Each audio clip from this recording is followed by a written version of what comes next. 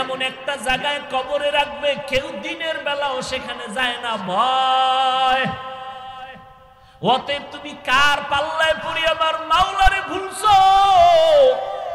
কার পাল্লায় পড়িয়া তুমি নবীর সুন্নতের জবাই করতেছো রে বাবা?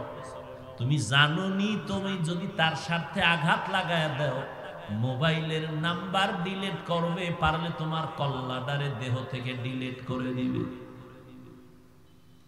কেউ দুনিয়াতে আপন না রে বাবা। যতটুকু এই জমিনে তোমাদের আপন থাকে, আল্লাহর কসম খেয়ে বলে গেলাম, একমাত্র আহলে হক উলামায়ে কেরাম উম্মতের আপন। এছাড়া আর কেউ বিনা স্বার্থে তোমার সহযোগিতা করবে না। দেখো না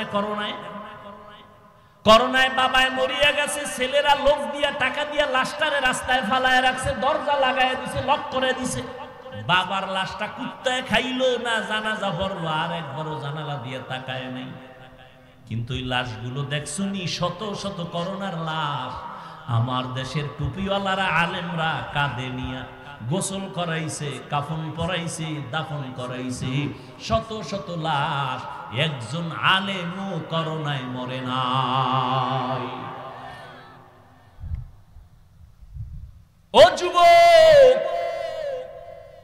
এতক্ষণ যে বয়ান করলাম একবারও কিন্তু বলি না আমার মতো পাস করলি লাগাও, না হয় জাহান্নামে যাইবা, তাবলীগ না করলে জাহান্নামে যাইবা, কওমি মাদ্রাসায় না পড়লে জাহান্নামে যাইবা, একবারও বলি না রে বাবা। বরং আমি তোমাকে আশ্বাস দিয়ে গেলাম, কলিজা দিয়ে দোয়া করে গেলাম, স্কুলে পড়ো, কলেজে আসো থাকো, ভার্সিটিতে আসো থাকো, ডাক্তার হও, দোয়া করে গেলাম আল্লাহ তোমাকে ডাক্তার বানাক, ইঞ্জিনিয়ার হইও, তুমি একজন প্রফেসর হও, তবে আমার দাবি একটা, বেয়াদব হইবা না। তোমার ব্যবহারে যেন কোনোদিন মা বাপ কষ্ট না পায়, আলেম কষ্ট না পায়। ও যুবক, তুমি মনে করো আমি তোমার দুশমন, আসো কাছে আসো, 2 দিন ঘুরো, দেখবা তুমি আমার মতো বন্ধু আর কাউকে পাবা না। ও আল্লাহর বান্দারা, তোমার সাথে আমার তো কোনো দুশমনী নাই, তুমি আমারটা খাও না, আমি তোমারটাও খাইয়া পড়া চলি না। আল্লাহর মোহাব্বত নিয়ে ভালোবাসি, মোহাব্বত করি। ও আল্লাহর বান্দার পরেও যদি তোমার অন্তরে কিছু থাকে, আমার সামনে এসে বলো। পেছনে পেছনে কেন চিৎকার দাও, পেছনে পেছনে কেন লেখালেখি করো? এই লেখার দ্বারা তোমার গুনার পাল্লা ভারী হয়, কিন্তু তাবলীগের ক্ষতি হয় না, কওমিওয়ালাদের ক্ষতি হয় না, আলেমদের ক্ষতি হয় না। আল্লাহ হেফাজতের মালিক। ইখলাস নিয়ে যারা চলবে, আল্লাহ তাদের জীবনটাকে ধন্য করে দিবেন। ও আল্লাহর বান্দারা, অতএব আল্লাহর জন্য 2টা ঘন্টার সময় আজকে বের করবা।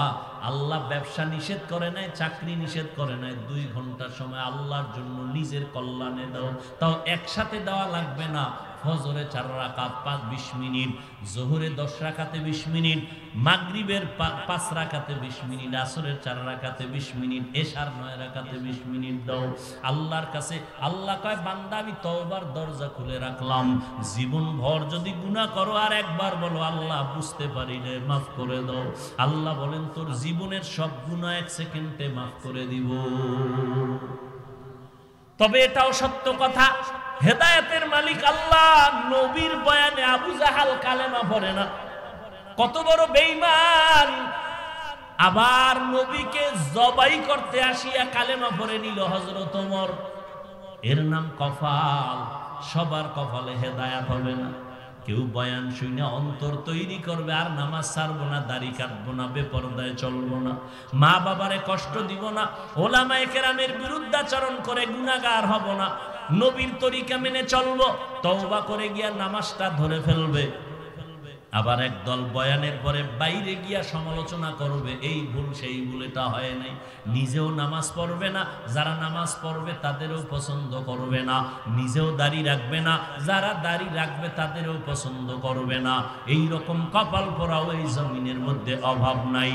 অতএব আমি বলবো রে ভাইজানেরা, ও বাবাজিরা, ও পর্দার আড়ালের আম্মা জানেরা, আপনাদের জীবনটা বড় ধন্য। আপনারা নবীদের মায়ের মতো মা, সাহাবায়ে কেরামদের মায়ের মতো মা, আলেমদের মায়ের মতো মা। আজকে স্টেজে প্রায় 25টা সন্তান কোরআনের হাফেজ, এদের মা বাবার কলিজা কত ধন্য, এদের মা বাবা জীবনটা কত ধন্য হয়ে গেল। এই সন্তানগুলো হাফেজে কোরআন হয়ে গেল, মা বাবাও ধন্য হয়ে গেল। এরে আম্মা জান, আপনার কি মনে চায় না এক সন্তানকে কোরআন পড়নেওয়ালা ডাক্তার বানাবেন, কোরআন পড়াইয়া ইঞ্জিনিয়ার বানাবেন, কোরআন পড়াইয়া প্রফেসর বানাবেন? আপনার সন্তান আপনার আদর্শ নিয়া ডাক্তারি করবে, মা বাবার জন্য কলিজা ভরে দোয়া করবে, কোরআন পড়বে। এমন একটা সন্তান যদি বানাইতে পারেন, জীবন ধন্য, দুনিয়াও ধন্য, আখিরাতও ধন্য। ও মা, এখন থেকে তওবা করে নেন, নিজেও নামাজ পড়বেন, সন্তানকেও নামাজি বানাবেন, নিজেও কোরআন পড়বেন, সন্তানকেও কোরআন পড়নেওয়ালা বানাবেন। ওলামায়ে কেরামের দোয়া নেওয়াইতে থাকবেন, কপাল খুলে যাবে রে মা। স্বামীর মাল হেফাজত করবেন, সন্তানগুলোকে আমানতের সাথে আদর্শওয়ালা বানাবেন। এখন থেকে তওবা করেন। বৃদ্ধ বাবাজিরা আপনারাও তওবা করেন, যুবক বাবারাও তওবা করে নাও। জীবনে নামাজ ছাড়বা না, বেপরদায় চলবা না, মা বাবারে কষ্ট দিবা না। ওলামায়ে কেরামের পরামর্শ নিয়ে নবীর তরিকা মানিয়া জীবন চালাইবা। জীবনে আল্লাহকে বেজার করবা না। তওবা করার মতো যদি নিয়ত হয়, মুনাফিকি দুর্বলতা যদি অন্তরে না থাকে, দুটো হাত আমার আল্লাহকে দেখায় দাও। আয় আল্লাহ, হাতগুলো কবুল করে নেন, তওবা কবুল করে নেন। তওবার উপরে মজবুত হইয়া চলার মতো তৌফিক আমাদের দান করে দেন, আমিন। আলহামদুলিল্লাহি রাব্বিল আলামিন, والصلاة والسلام على سيد الأنبياء والمرسلين وعلى آله وأصحابه أجمعين। ইয়া আরতাব, নেক আমল নিয়ে গেলে জান্নাত, কবরে শান্তি, পরকালেও শান্তি। আপনার আমার নবী, যার কোনো গুনাহ নাই, সেই নবীও আম্মা জান আয়েশার হুজরায় বসে গুনগুন গুনগুন করে কান্না করেন। আম্মা জান আয়েশা রাদিয়াল্লাহু তাআলা আনহা বলেন, রহমতের নবী আমার, কেন আপনি আমার হুজরায় বসে কাঁদেন?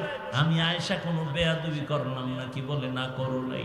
কেন কাঁদেন হে নবী? নবী বলেন, হাসরের ময়দানে ভয়ঙ্কর অবস্থা হবে, সেই ভয়ে কান্না করতেছি, আমার উম্মতের কি হালাত হবে। আম্মা জান আয়েশা রাদিয়াল্লাহু তাআলা আনহা বলেন, হাসরের ময়দানের হালাত কেমন হবে ইয়া রাসূলুল্লাহ? রহমতের নবী বলেন, ও আয়েশা,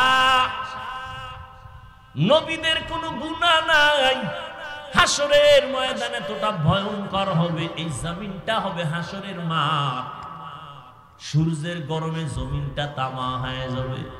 অপরদিকে জাহান্নামের আগুনের গরম, আল্লাহ নিজের রাগান্বিত আওয়াজ দিবেন, লিমানিল মুলকুল ইয়াউম লিল্লাহিল ওয়াহিদিল কাহ্হার। নবী বলেন, ও আয়েশা, আল্লাহ পাকের কুদরতি রাগান্বিত আওয়াজে হাসরের ময়দানটা থরথর করে কেঁপে উঠবে, জমিনটা সূর্যের গরমে এত তাপ, মানুষগুলো দাঁড়াবে, নারী পুরুষ সব উলঙ্গ, কারো গায়ে কোনো পোশাক থাকবে না, নারীরাও উলঙ্গ, পুরুষেরাও উলঙ্গ দাঁড়াবে। সূর্যের গরমে জমিনে দাঁড়াতে পারবে না, এমন কঠিন হালাত, উম্মতেরা বেকারার হয়ে দৌড়াবে। আদম নবীর কাছে যাবে, নবী কাঁদবেন, বলবে, সরো, আমি আমার চিন্তা নিয়ে পাগল, আমার উপায় আজ হাসরের মাঠে আল্লাহর কাছে কি হবে। মুসা নবীর কাছে যাবে, তিনিও বলবেন, আমার উপায় কি হবে, আমি সুপারিশ করতে পারবো না। এইভাবে ইব্রাহিম নবী, ঈসা নবীর কাছে যাবে। আম্মা জান আয়েশা বলেন, নবী, তারপরে কি হবে? মায়ার নবী বলেন, এই উম্মতেরা সর্বশেষ, যখন কোন নবীর কাছে গিয়ে একটা ঠাই পাবে না, ঘুরতে ঘুরতে আমার কাছে হাজির, আমার দরবারে আসবে উম্মতেরা। ও নবী, আপনাকে কোথায় পাবে? রহমতের নবী বলেন, ও আয়েশা, আমি রব্বে কারীমের মাকামে মাহমুদে সিজদায় পড়ে কান্নায় বিভোর হয়ে যাব। এমন কান্নার আওয়াজ, আমি কান্নায় বিভোর। আমার কান্না দেখে আল্লাহ বলবেন, নবী আপনি কাঁদবেন না, মাথা উঁচু করেন। আল্লাহ পাক আমাকে সুসংবাদ দিয়া বলবেন, নবী আপনি কাঁদেন, আপনি উম্মতের জন্য ও আয়েশা, সব নবীরা কান্না করবেন নিজেকে বাঁচাবার জন্য, আর আমি কান্না করে একবারও বলবো না আল্লাহ আমারে বাঁচায় দেও। আমি কান্না করে বারবার বলবো আল্লাহ আমার উম্মতের বাঁচাও, আমার উম্মতের বাঁচাও, উম্মতের বাঁচাও। আল্লাহ বলবেন নবী আপনি কাঁদবেন না, আপনি আপনার উম্মত গুলোকে বেছে বেছে জান্নাতের ময়দানের দিকে নিয়ে যান। আম্মা জান আয়েশা বলেন নবী কি করবেন? বলে আমি মনের খুশিতে আমার উম্মত গুলো বাছাই করে করে আমার কাতারে নিয়ে যাব। আম্মা জান বলেন কোটি কোটি কোটি সহস্র কোটি মানুষের মধ্যে চিনবেন কি করে আপনার উম্মত কারা? মায়ার নবী বলেন আয়েশা, আমার উম্মতেরা যারা 5 ওয়াক্ত নামাজ আদায় করেছে ওযু বানাইয়া, কিয়ামতের ময়দানে ওযুর অঙ্গগুলো নূরের আলোতে ঝলমল করতে থাকবে। আমি দেখে দেখে আমার উম্মতগুলোকে আমার কাতারে নিয়ে হাউজে কাউসারের পানি আমার হাতে পান করাবো। লাইনে দাঁড়াবে আমার উম্মতেরা, কাউসারের পানি পান করাবো। হঠাৎ করে দেখবো আমার উম্মত লাইনে এখনো বাকি, মাঝখানে পর্দা। ও ফেরেশতারা পর্দা দিলা কেন? ইয়া রাসূলুল্লাহ, এই উম্মত গুলো ভেজাল মার্কা উম্মত। আপনি দুনিয়া থেকে বিদায়ের পরে আর আপনার দ্বীনের মধ্যে বাড়ায়া কমায়া উল্টা পাল্টা করেছে, নবী আপনাকে মানে নাই। নবী বলেন সুহকান সুহকা লিমান গায়্যারা মিন বাদি। আমি তখন এদের তাড়ায় দিয়া বলবো যাও, আমার কাছে তোমাদের স্থান নাই। ও এলাকার মুসলমান মা বোনেরা, বৃদ্ধ বাবাজিরা, ও যুবক, আল্লাহ না করুন যদি নবী এইভাবে তাড়ায় দেয় আর এই কপালটা আমার হয়ে যায় না জানি, কিয়ামতের ময়দানে তখন কি উপায় হবে? আল্লাহর অর্ডার হবে এই নাফরমানের হাতে পায়ে শিকল লাগায় জাহান্নামে নাও। নবীজির কলিজার টুকরা সাহাবী ওমর ফারুক রাদিয়াল্লাহু তাআলা আনহু কান্না করেন আর বলেন আমার আল্লাহ যদি ঘোষণা করেন সব মানুষ জাহান্নামে যাবে, একজন জান্নাতে যাবে, আমি আশাবাদী আমি ওমর হতে পারি। এই পরিমাণ আশা আমার অন্তরে আছে। পক্ষান্তরে যদি আল্লাহ ওয়াদা করেন, ঘোষণা করেন সব মানুষ জান্নাতে যাবে, একজন জাহান্নামে যাবে, আমি আল্লাহর আযাবের এতটাই ভয় করি যে ওই জাহান্নামী আমি হয়ে যাই নাকি। সাহাবায়ে কেরাম জান্নাতি হইয়াও জীবন ভর কান্নার আওয়াজ।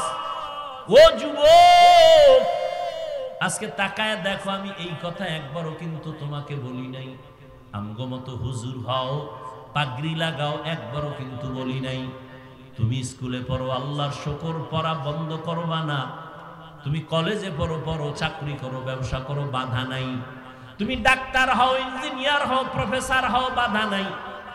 অনুরোধ, তবে মা বাবার সাথে বেয়াদবি করিয়া জীবন নষ্ট করবা না।